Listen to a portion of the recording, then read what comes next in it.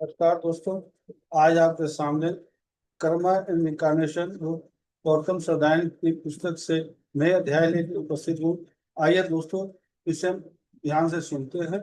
अध्याय 16, चेतना और कर्म। अंतर्ज्ञान लोक में प्रवेश करने पर मानसिक शरीर के विलीन हो जाने पर भी चेतना का अस्तित्व बना रहता है। इसके अलावा जब कोई अवतार के समय अपने मानसिक शरीर को वापस लाता है, तब भी चेतना वही रहती है। भले ही मस्तिष्क कई कारणों से उसे दर्ज नहीं कर पाता। यदि चेतना वही रहती है तो फिर अवतार लेते समय व्यक्ति अपने पिछले जन्म को क्यों याद नहीं रख पाता। गुरुजन कहते हैं कि व्यक्ति केवल तभी स्मरण कर सकता है जब उसके मस्तिष्क में स्थित 7 आकाशीय केंद्र प्रज्वलित हों। जैसे जैसे मनुष्य सूक्ष्म और मानसिक स्तरों पर पहुंचता है, संसारिक जीवन के प्रभाव धीरे धीरे लुप्त हो जाते हैं और केवल एक धुंधली छाप ही शेष रह जाती है। चेतना में दर्ज यह धुंधली स्मृति उच्चतर केंद्रों की अग्नि के बिना मस्तिष्क पर प्रभाव नहीं डाल सकती। यह अग्नि स्मृति को सतह पर लाती है और मस्तिष्क पर प्रभाव डालती है। जो लोग अपने पिछले जन्मों को ठीक ठाक याद रखते हैं, उनके पास प्रज्वलित होती है, जिनके पास माध्यम से स्थानिक अग्नि प्रवाहित होती है और चेतना में घटनाओं की निरंतरता को संभव बनाती है। यही अग्नि चेतना और अंतरिक्ष में संचित सभी स्मृतियों को सुरक्षित रखती है और उन्हें उचित क्रम में जोड़ती है। भौतिक, भावनात्मक और मानसिक स्तरों पर हमारी चेतना एक ही है। पहले तो ये अलग अलग चेतनाएं प्रतीत होती हैं, लेकिन जैसे जैसे हमारा विकास आगे बढ़ता है, हमें एहसास होता है कि ये हमारी एक ही चेतना के अंग है। अपनी पार्थिव चेतना को सूक्ष्म स्तरों पर ले जाना सूक्ष्म चेतना को पार्थिव चेतना में नीचे के ले जाने से कहीं ज्यादा आसान है। इसका कारण यह है कि जैसे जैसे हम सूक्ष्म स्तरों पर जाते हैं, हमें पदार्थ और देह से ज्यादा मुक्ति मिलती है। लेकिन जैसे जैसे हम नीचे जाते हैं, हमारी चेतना पदार्थ और देह के साथ मिल जाती है और रिकॉर्डिंग अपनी स्पष्टता और शुद्धता बनाए नहीं रख पाती।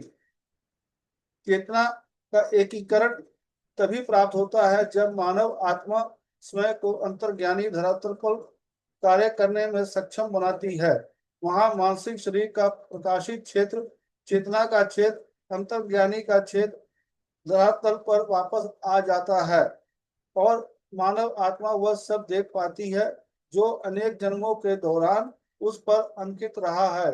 इस अवस्था में मानव आत्मा को यह बोध होता है कि युगों युगों से उसका चेतना क्षेत्र उसके अपने प्रकाश क्षेत्र के अलावा कुछ नहीं था।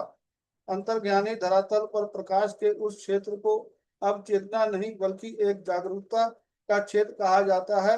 मानव आत्मा अपने जागरूकता क्षेत्र पर पड़ने वाली हर चीज से अवगत होती है। इस क्षेत्र में इतरिक, सूक्ष्म, मानसिक और अंतर्ज्ञानी जगत से प्रभाव पहुंचते हैं। चेतना और जागरूकता के बीच का अंतर यह है कि चेतना द्वैत है। यह आंतरिक मार्गदर्शक और मानव आत्मा की बुद्धि किरण द्वारा निर्मित होती है। जैसे जैसे मानव आत्मा आगे बढ़ती है, आंतरिक मार्गदर्शक अपनी प्रकाश किरण वापस ले लेता है और केवल मानव आत्मा का प्रकाश किरण वापस ले लेता है और केवल मानव आत्मा का प्रकाश ही मानसिक धरातल पर चमकता है। जब अंतर्ज्ञानी धरातल पर वापस आ जाता है और केवल मानव आत्मा का प्रकाश क्षेत्र बन जाता है, तब इसमें कोई द्वैत नहीं रह जाता बल्कि यह एक एकीकृत समग्रता बन जाती है, जिसमें चीजों को संघर्ष, तुलना, माप या तर्क के कारण नहीं बल्कि सीधे जैसे वे है समझा जाता है।